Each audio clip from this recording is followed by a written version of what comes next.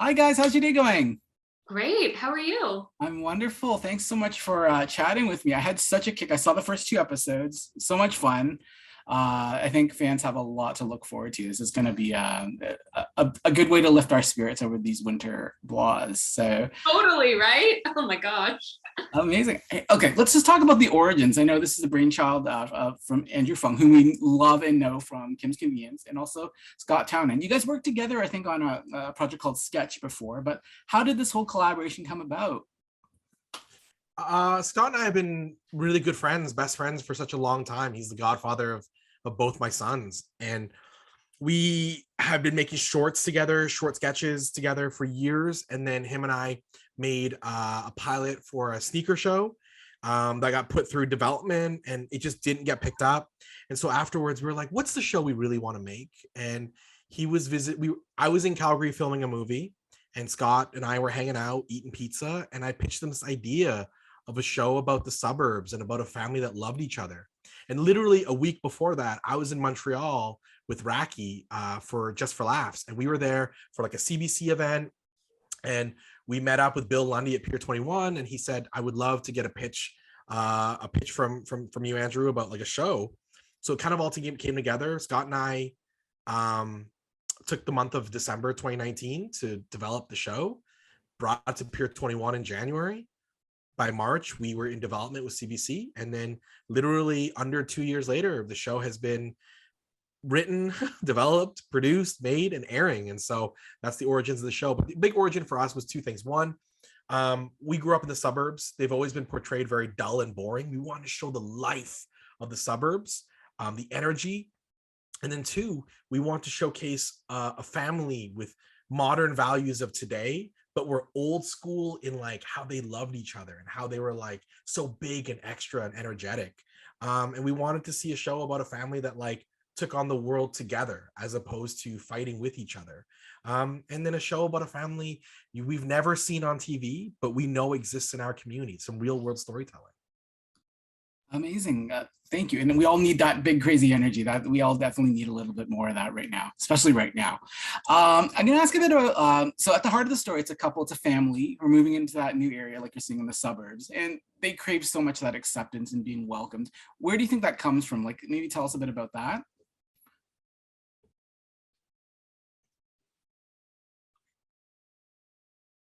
Scott, do you want to go? No, you go ahead. You look like you're about to say. I almost got there, and then I was like, okay, you go ahead, Rahkee. Your question. So your question, do you mind just saying it one more time? I apologize. Of course not, no problem. Yeah, so at the heart of the series, it's a family, it's a couple who really crave acceptance in this new area they've moved into in the suburbs. Maybe tell us a bit about that, maybe from your own lives, like or from the lens of the characters. Where do you think that comes from, that craving of being welcomed and accepted? Yeah, I mean, I have to say that kind of comes from, like, I'll speak for myself, like being a woman of color in the comedy scene, and you know, the acceptance, the community that I have built with other fantastic, talented comedians and actors. It's a support system. There are people that I can talk to that I can't vent about I can't vent about to other people. There's just sort of like a common language and a way that we can share.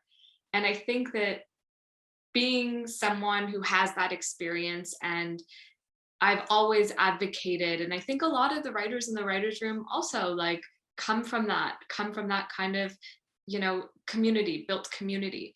And it was sort of just, I think, an obvious thing. It was, and I mean, I'm sure it's also on purpose, of course, because we wanted to showcase representation. We wanted to showcase this family that is accepting of all, and portray a real family in a real community that you could go out and see. It's kind of like, it is sort of a throwback to like the old school suburbs, but also the right now suburbs, like where my cousins live and the community that they build and how they lean on each other. But I think it was almost like even just like an innate thing that a lot of the writers had, that I definitely had and would always, advocate for. And of course, Scott and Andrew being brilliant and being people who also relate to that experience in some way are going to be like, yes. So it was wonderful. I think we we wanted this family to be the instigators of community as well. And we say that in the pilot, that the suburb that they're in wasn't really a community until they showed up and started doing these things that brought the neighbors together. And that's who these characters are at the heart, is they're bringing people together. Their neighbors are their family, as weird as they are, and that's what's great about them. And they make these everyday moments in their suburb and their community just big and full of life, and they bring everybody into that, and they're creating the community in a lot of ways. That was important to us. Absolutely. It's totally palpable. You can feel it. You guys bring this incredible energy to it. I want to live in that area. And another thing I really wish existed is Bubble Bay, the concept of this amazing bubble tea shop that merges art and merges community, baked goods, everything. Curious, tell us a bit about the idea of having that central hub in which we see parts of the story set. And also, bubble tea, are you guys fans of that? Tell me what flavors you actually you love, because I'm a boba head. I love boba. So that one came from a really organic place. When we were writing the show, we needed a place for them to we needed a community place. And every show has a coffee shop or a diner they go to it's another place that isn't the house. And so as we were developing it, writing it, I was picking up Vietnamese food one day from Girard, Chinatown East. And I was in this place, I was in a bubble tea shop, and I was like, this is it. Because for us, this is how our perspective is. And it also happened that when we moved to the studio, there was a set there that was a diner. And I thought back, and so for us, it was multifaceted, where the character of Kathy is, her parents owned a diner. Her Chinese parents owned a diner, which is a common thing. But then when she inherited the business, she reclaimed her Asian culture and turned it into a bubble tea shop that served coffee, bubble tea, desserts, barbecue pork buns, egg tarts, that kind of stuff. And we wanted that in their world. So it was this thing that once we got on that idea, it was so easy to build characters off of. But yeah, and I love bubble tea so much. There's a sealer in the back of the room. And I remember I fought so hard to get the sealer, because production was like, Andrew, do we need a sealer? Can we just not use a lid on the bubble tea? And I'm like, no, if the bubble tea has a lid, we will be called out by the community. It needs to have a hot seal. Oh my God, nailed it. That's what I thought, because I thought I wouldn't drink bubble tea with a plastic lid. It would have to have a sealed lid. Sorry, there's a fire drill going on. I'm so apologetic. Go on, please. We're talking my favorite topic. Yeah. Will, don't Is die. there a fire? There's a fire, evacuate. It's it was supposed to be before 2 p.m. today, but they decided to just do it now at the most inopportune time. But all good. We can manage this. We got this. Okay. But yeah, whenever we were on set, Rahkee would just make fun of me. She's like, are you going to press the button? I'm like, I'm going to press the button. And I would just press it so it would just seal a cup. And I'd be like, ooh, it's warm. But An empty cup, that's blasphemous. You know what I mean? Yes. Yeah. I'll just add, though, this is a backstory that's not currently in the show yet. So this is new information. Getting ideas, aren't you? Okay, I promise me a set visit. I want to play with that sealer, because that would be a dream for me. So Kathy's whole backstory, that was planned out, but this is an exclusive here. Yeah, I forgot. Yeah, that's exclusive. That hasn't been revealed yet in the storytelling.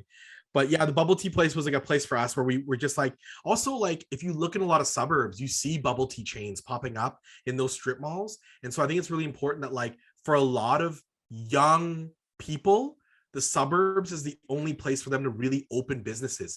Rahkee and I were in Hamilton when we were shooting, and her and I were chilling one Saturday, and we went to this really cool vintage shop. These two people were not older than 22, 23 years old. And then we went down, we're like, Rahkee's like, where can I get a good cup of coffee? and they're like down the street. Her and I walked this place down the street. It's this Korean couple. They moved there in the last 6 months to open a business in Hamilton. They were such fans of Kim's Convenience, but they had moved there to open a business. And it really it highlighted what we were doing. We were showcasing young people moving to the burbs to start a life, because a lot of times these urban centers have priced themselves out. That's incredible. Okay, I would terribly miss if I didn't talk about the brilliant kids that star in this show. We have Zariah Wong and also Roman Pacino. And the funny thing I found about the show is sometimes they sort of become the parents. And the parents sort of become the kids. There's a bit of a flip-flop there. Tell us a bit about the dynamic and also working with these incredible talents. Well, I have to say they're just so uber talented. These two kids are incredible. And you knew the moment, like I did chemistry reads with them as part of the audition process. They had already been cast. And I just knew that I was like, it would be an honor to work with these children because or I shouldn't say children. I mean, they're actors, they're young actors. Because they get it, they're talented, they know their characters, they are present, they're giving you everything. So it was wonderful to work with them. And yeah, it's kind of just like playing with the dynamics of a family. We have a multi-generational family here, right? There are so many levels and so many things to explore. And Andrew and Camille have a very playful, fun, kind of teenage sort of relationship at times where they can be parents and come to each other's parents. We can be a support, but they're also like best friends, and so they have this sort of like dynamic and chemistry. And then the kids are going through their own journeys. They're coming to certain ages where they're just making decisions about if they want the parents around all the time, or do they not, they want to live a little bit more of a independent life. And that's kind of something that is explored through the storyline as Andrew's storyline progresses, that relationship. Amazing. Speaking about storylines, is there anything you can reveal about your character's arcs on the rest of this first season? I mean, I've seen the first couple episodes, loved it. Anything that you can sort of divulge to us? Yeah, I'd love to talk a little bit about Camille's progression. She has a love for cooking, and she is known in the community for her cooking. And she creates these incredible dishes, South Asian inspired dishes that she has been passed down through, her mother. And we get to see, an audience will get to see her discover this creativity and maybe take it a little bit more seriously and come kind of to a crossroads with it. She has a corporate job, but then she also has this passion. And I think that's something so relatable. It's something me as an actor and a writer had. When I was working, I used to work in a nonprofit in communications. I did my degree in environmental science. And it came to a point where I was like, oh my God, I want to be an actor. I want to be a writer. I really need to just take that step. I feel like there are a lot of young creatives, a lot of young adults, a lot of young families who are discovering that about themselves. What does happiness mean? What does success mean? And having a family that supports you through all of it, it's a really lovely storyline to see. So I'm excited for other audiences to discover that as well. I love it. It's a really good point of view of every character has their own journey and their own growth, but it's independent of the family. And when they come home, the family's there to support them. And so with Camille, it's this journey through food and her experiences in the corporate world. For Andrew, it's his role as a stay-at-home father.